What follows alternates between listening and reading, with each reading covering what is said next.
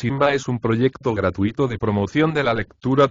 Ayúdanos a que nuestros libros lleguen a más gente compartiendo lecturas en las redes sociales.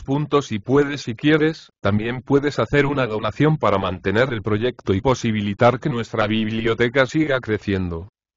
Piña Emilia Pardo Bazán, cuento hija del sol, habituada a las fogosas caricias del bello y resplandeciente astro, la cubana Piña se murió, indudablemente, de languidez y de frío, en el húmedo clima del noroeste, donde la confinaron azares de la fortuna. Sin embargo, no omitíamos ningún medio de endulzar y hacer llevadera la vida de la pobre expatriada.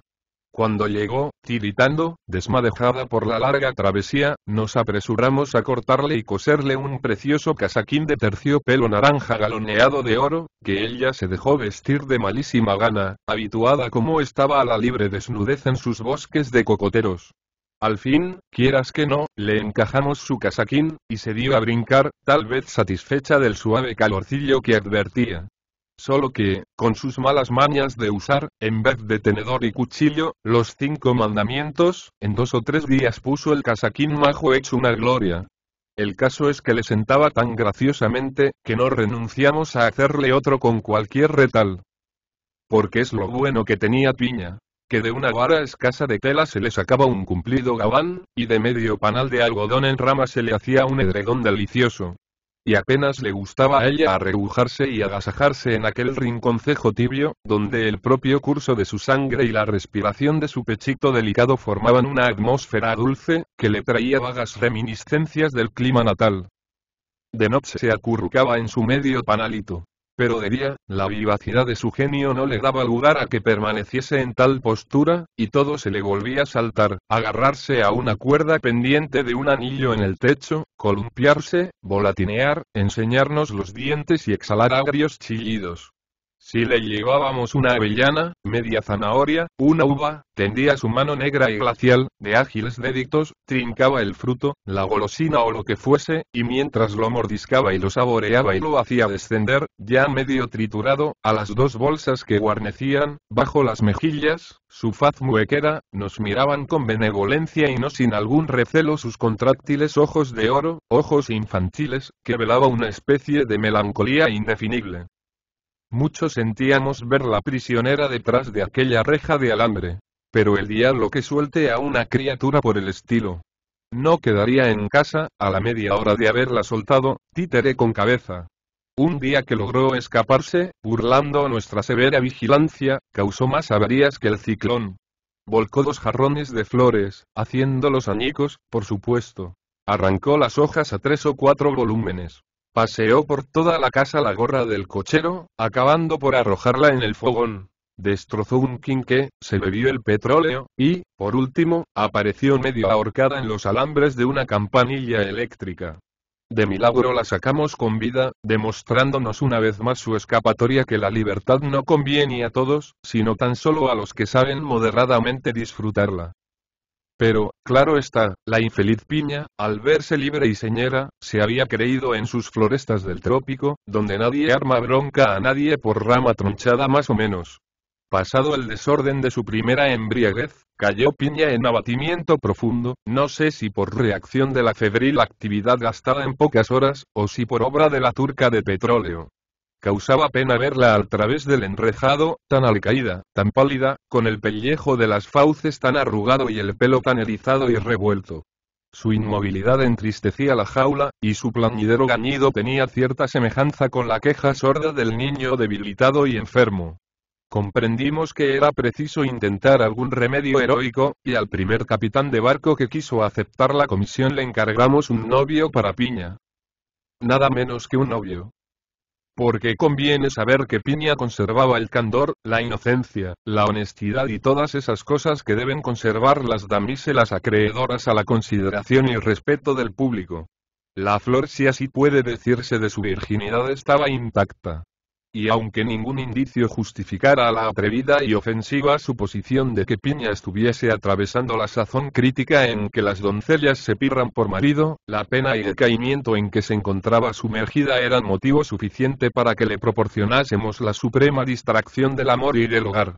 Aflojamos, pues, 5 duros, y el novio, muy lucio de pelaje y muy listo de movimientos, entró en la jaula como en territorio conquistado. ¿Estaría aquel galán empapado en las teorías de Luis Vives, Fray Luis de León y otros pensadores, que consideran a la hembra creada exclusivamente para el fin de cooperar a la mayor conveniencia, decoro, orgullo, poderío y satisfacción de los caprichos del macho?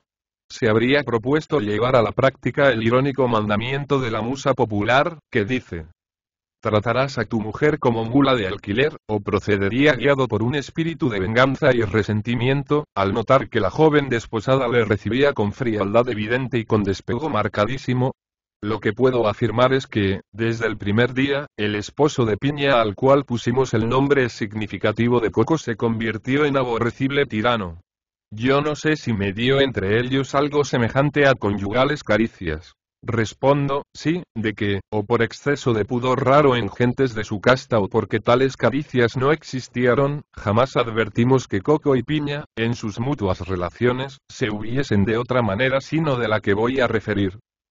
Encogida Piña en un rincón de la jaula, entre jirones de verduras, peras aplastadas y destrozadas zanahorias, llegábase a ella su marido, y bonitamente se le sentaba encima del espinazo, lo mismo que en cómodo escabel, poniéndole las 2 patas sobre las ancas, y agarrándose con las 2 manos al pescuezo de la infeliz, a riesgo de estrangularla. En tan difícil posición se sostenía en equilibrio Coco, sirviéndole de entretenimiento el atizar de cuando en cuando a su víctima un mordisco cruel, un impensado zarpazo o una bofetada en los ojos. Ella, trémula, engurruminada, hecha un ovillo, se mantenía quieta, porque la menor tentativa de escapatoria le costaría mordiscos y lampreazos sin número. Era inconcebible que el verdugo no se fatigase de estar así en vilo, pero no se fatigaba, y permanecía enhiesto en su pedestal viviente, como los sátrapas orientales que extendían al pie de su trono una alfombra de cuerpos humanos. Si nos acercábamos a la jaula, ofreciendo a la pareja alguna finecilla de dulces o frutas, la zarpa de Coco era la que asomaba al través del enrejado de alambre, y sus papos los únicos donde iban a esconderse las fresas o las almendras presentadas al matrimonio. Por ventura, dominada del instinto de la golosina, intentaba Piña alargar la diestra, mientras en sus ojos mortecinos, de arrugado y sedoso párpado, brillaba una chispa de deseo. Pero inmediatamente, los dientecillos del marido hacían presa en sus orejas, el bofetón caía sobre sus fauces, y todo estímulo de la gula cedía ante la presión del dolor y del miedo. ¿Miedo? ¿Por qué? He aquí el problema que preocupaba, cuando me ponía a reflexionar en la suerte de la maltratada cubanita. Su marido, por mejor decir, su tirano, era de la misma estatura que ella. Ni tenía más fuerza, ni más agilidad, ni más viveza, ni dientes más agudos, ni nada, en fin, sobre qué fundar su despotismo. ¿En qué consistía el intríngulis? ¿Qué influjo moral, qué soberanía posee el sexo masculino sobre el femenino, que así lo subyuga y lo reduce, sin oposición ni resistencia, al papel de pasividad obediente y resignada, a la aceptación del martirio? Los primeros días, en una lucha cuerpo a cuerpo, sería imposible profetizar quién iba a salir vencedor, si el macho o la hembra, Piña o Coco. La hembra ni siquiera intentó defenderse. Agachó la cabeza y aceptó el yugo. No era el amor quien la doblegaba, pues nunca vimos que su dueño le prodigase sino manotadas, repelones y dentelladas sangrientas.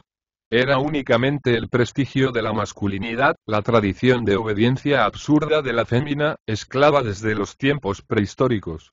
Él quiso tomarla por felpudo, y ella ofreció el espinazo. No hubo ni asomo de protesta. Y Piña se moría. Cada día estaba más pálida, más flaca, más temblona, más indiferente a todo. Ya no se rascaba, ni hacía muecas, ni nos reñía, ni trepaba por la soga.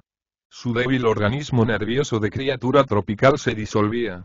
La falta de alimento traía la anemia, y la anemia preparaba la consunción.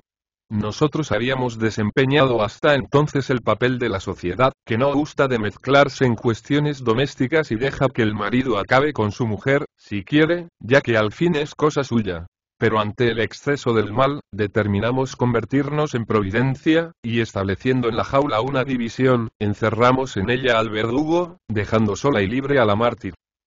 Pintar los visajes y chillidos de Coco sería cuento de no acabar nunca.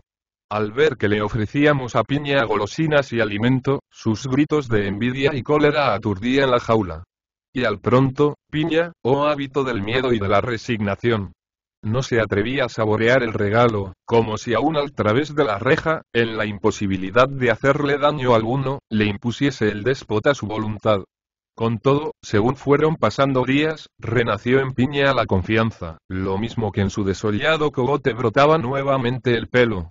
Reflorecía su salud, engruesaba, sus ojos de ágata brillaban, sus dientes parecían más blancos, su rabo prensil estaba muy juguetón, y sus manos traviesas retozaban fuera de los alambres, complaciéndose en expulgar, por vía de caricia, a todo el que se acercaba a su prisión.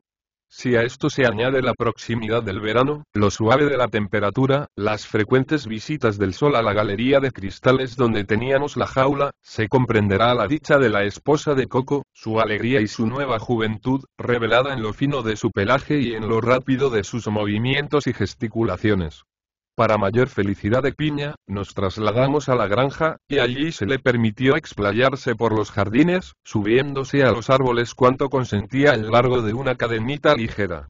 Ella danzaba por la copa de las acacias y entre el follaje de las camelías, soñando tal vez que el cielo era no azul celeste, sino turquí, que el bosquecillo de frutales se convertía en cerrado manglar, y que en el estanque nadaban, en lugar de rojos ciprinos, pardos caimanes que dejaban en el agua un rastro de almizcle. Ya no la prendíamos en jaula. Nos contentábamos con amarrar su cadena, de noche, a una argollita. Cierta mañana encontramos la argolla y algún eslabón roto de la cadena, pero a Piña, no. Apareció, después de largas pesquisas, en un alero del tejado, tiritando y media muerta. Ebria de libertad y de luz, confundió las noches de Galicia con las luminosas y tibias noches antillanas, y el rocío, la niebla, el frío del amanecer la hirieron con herida mortal. Expiró lo mismo que una persona, o, por mejor decir, que una criatura. Tosiendo, gimiendo blandamente, con agonía estertorosa, vidriándose sus ojos y humedeciéndose sus lagrimales. Mis niños quisieron enterrarla solemnemente en el jardín. Cavaron su fosa al pie del gran naranjo bravo, no lejos de un pie de salvia todo florido. Depositaron el cuerpo envuelto en un paño blanco. Lo recubrieron de tierra, echaron sobre la sepultura flores, conchas, hasta cromos y aleluyas, y mientras los dos mayores lloraban todas las lágrimas de su corazoncito piadoso, la pequeña, haciendo trompeta con el hocico salado y ensayando los gestos y pucheros que juzgó más adecuados para expresar el dolor, pronunció estas palabras, condena del sentimentalismo y fórmula de un carácter jovial y antirromántico. Yo también quería llorar por la mona. Pero no puedo. La ilustración artística, Núm. 447, 1890.